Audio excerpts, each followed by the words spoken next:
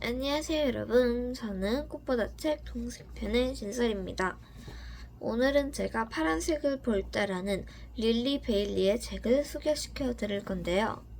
이 책은 강박장애를 갖고 있는 벤저민이라는 아이의 이야기입니다. 집에서는 벤이라고 불리는 벤은 특별히 숫자 4에 집착합니다. 그러면 마음이 더 편해지고 안정된다고 하지요. 강박장애는 마음의 병이지만 아무도 이에 대해 마음대로 판단하거나 정의하거나 해석할 수 있진 않습니다. 그리고 이 책을 읽고 저는 강박장애를 비롯한 다른 장애를 가진 사람들도 정확히 일반인처럼 행동하고 그리고 그렇게 행동하려고 노력하고 있지만 다른 사람들과 당연히 다르게 힘듦을 느낀다는 것을 이 책에서 제 또래의 주인공 벤을 통해 더 공감할 수 있었습니다. 그러면 이 책을 알아보러 바로 더 깊게 알아보러 가볼게요. 벤의 가족은 원래 에식스에 살았습니다. 하지만 아빠가 벤과 엄마에 지치고 그리고 런던으로 오면 모든 게 더 나아질 줄 알고 런던으로 오게 되지요.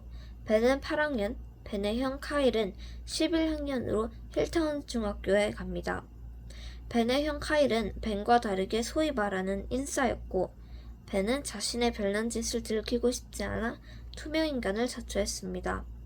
카일 형은 이미 에식스에 친구도 많아 떠나고 싶진 않아 했지만 억지로 런던에 와서도 가족들과 부딪히지 못해 안달인 것처럼 싫어했습니다. 그리고 카일의 형은 11학년, 꽤 나이도 있고 한창 반항기인 나이기 때문에 이것도 어느 정도 이해는 가지요. 벤의 엄마는 도예사고 보통엔 정말 착하지만 술만 마시면 이상한 사람처럼 행동했습니다. 바로 알코올 의존증을 앓고 있었죠. 벤의 아빠는 이렇게 각기 다른 문제들을 갖고 있는 가족들을 하나로 뭉치기 위해 엄청 힘들게 노력하지만 결국 이것에 지쳐 몇 주 동안 말도 없이 제2삼촌으로 떠나게 됩니다. 벤은 초반엔 화를 냅니다. 그리고 아빠를 원망하기도 하지요. 하지만 독자로서는 아빠의 입장도 정말 이해가 되긴 합니다. 벤은 아까 말했듯이 숫자 4 혹은 4의 배수 16, 64에 관심 또 집착했습니다. 직사각형이든 정사각형이든 불안할 때 책상 모서리 4개가 있기 때문에 이 4를 생각하며 눈을 굴리며 찾아보고 집에 올 때도 뒷걸음질 16번, 또 앞으로 16번 등 이런 습관을 가지고 있었습니다. 이런 습관은 일상생활에 피해를 줄 뿐더러 또 시간 낭비이기도 했지요. 또 벤은 특정한 색깔, 예를 들어 빨간, 회색은 불운한 색깔이다 등에도 집착했으며 이러한 행동을 하지 않으면 머릿속에서 강아지, 범블이 죽는다, 엄마, 아빠 등의 가족이 다친다 라는 생각으로 이어졌습니다.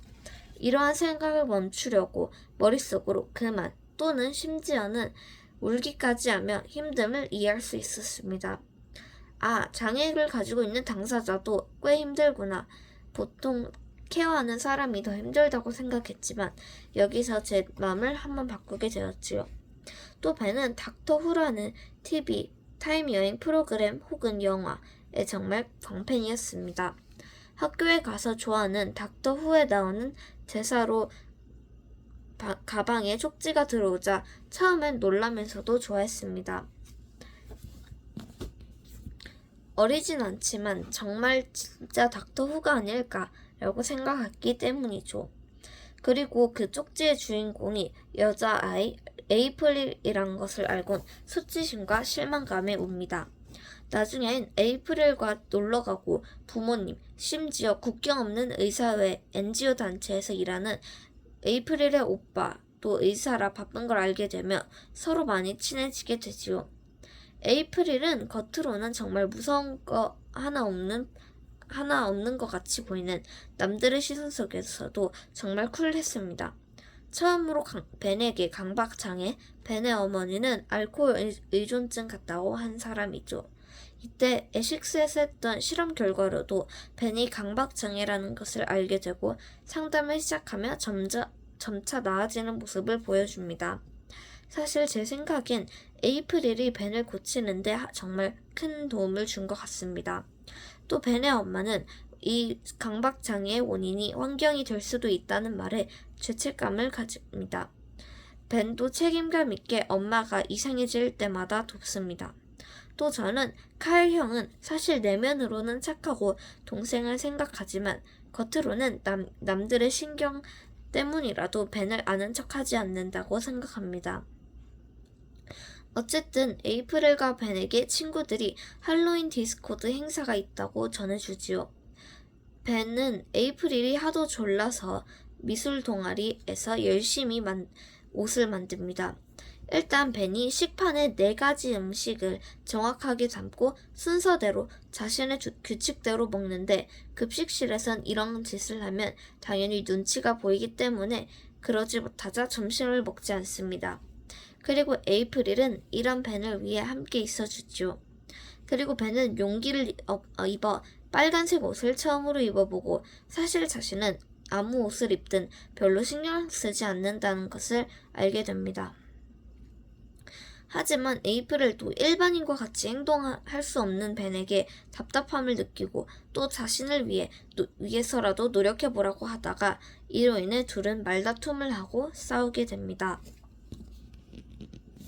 할로윈 디스코드 날 당일 사실 아이들은 에이프릴과 벤을 타깃으로 별종이라고 놀리기 위해 또 부르기 위해 이들을 속인 것이란 것을 알게 됩니다.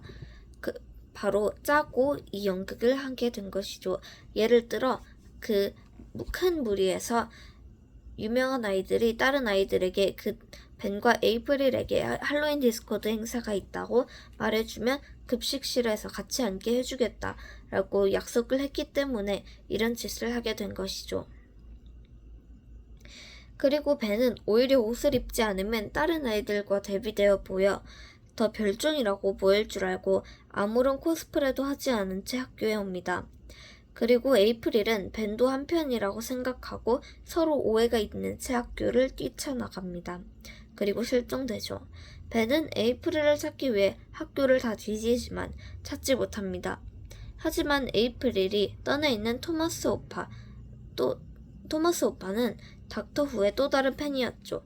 그리고 이 오빠와 종종 함께 갔던 캠핑장을 떠올리고 거기서 도랑에 빠져 뼈가 부러져 살을 찢고 나온 에이프릴을 구하기 위해 구급차와 동네 사람들을 부르게 됩니다. 토마스 오빠는 벤이 자신의 여동생을 구한 것에 감사합니다. 그리고 벤은 자신의 아빠는 몇 주지만 에이프릴의 아빠는 몇 년 동안 떠나 있다는 사실을 알게 됩니다. 결말에서는 벤은 마을에서 영웅으로 뉴스에 뜨고 또 에이프릴과 화해하고 이들을 괴롭혔던 아이들에게도 사과받고 또 아빠도 돌아오고 엄마도 진지하게 알코올 의존증에 대해 상담을 받기로 하는 전체적인 해피엔딩으로 끝납니다. 사실 모든 문제가 해소된 셈이죠. 저는 이런 장애를 친숙하게 풀어쓰고 그리고 점점 더 장애를 극복해 나가는 이 성장소설을 재밌게 쓴 작가가 대단한 것 같습니다.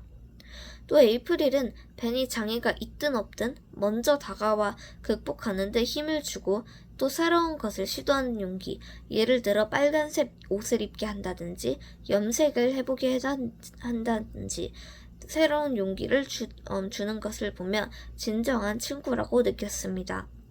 벤도 자책감을 느끼며 자신에 대한 모든 것을 부정적으로 생각하는 것을 보고 저는 안타까움을 느꼈어요. 또 장애가 있으면 그게 의사든 주변인이든 도움을 받는 것이 중요하다고 느꼈고 벤과 벤의 엄마도 순전히 자기들의 힘으로 노력하는 것이 제가 다 뿌듯했던 것 같습니다. 마지막으로 장애나 문제가 있다고 우리가 개인적으로 판단할 것이 아니라 이런 문제도 최대한 그 사람의 입장에서 이해하려는 사고방식이 중요하다고 생각했습니다. 또 주변에 그런 사람들이 있으면 에이프릴같이 진짜 친구가 되어 도움을 주면 좋을 것 같습니다. 그리고 에이프릴이 타인의 시선에도 불구하고 당당히 보여준 모습에 저도 더 자신감을 얻었던 것 같습니다. 이 책은 구체적으로 강박장애와 약간의 알코올 의존증에 대해 다룹니다. 꽤나 두껍지만 캐릭터들이 입체감 있게 그리고 개성을 가지고 있고 내용 자체도 그 뒤에 어떤 결말이 있을지 과연 벤이 이 장애를 이겨낼 수 있을지에 대한 기대 덕분에 저는 2~3시간 만에 미친 듯이 읽을 수 있었던 것 같습니다. 다 주변에서 접할 수 있는 문제이기도 해서 실생활에 연결지어 생각해 더 생생하게 느껴진 것 같습니다. 무엇보다 청소년이 다 전문적이지 않더라도 장애를 가진 벤의 입장을 느낄 수 있고 이해할 수 있어서 더 몰입감 있었던 책이었던 것 같습니다. 그래서 오늘은 이 책을 정말 많이 추천하고요. 청소년 소설인데도 굳이 전문적인 용어 하나 없이 이렇게 재밌게 쓴 책은 또 처음이라 참 재밌었던 것 같습니다. 그러면 오늘은 파란색을 볼 때라는 책을 소개시켜 보았는데요. 그러면 다음에도 더 좋은 책으로 만나 뵐게요. 그럼 이만 안녕.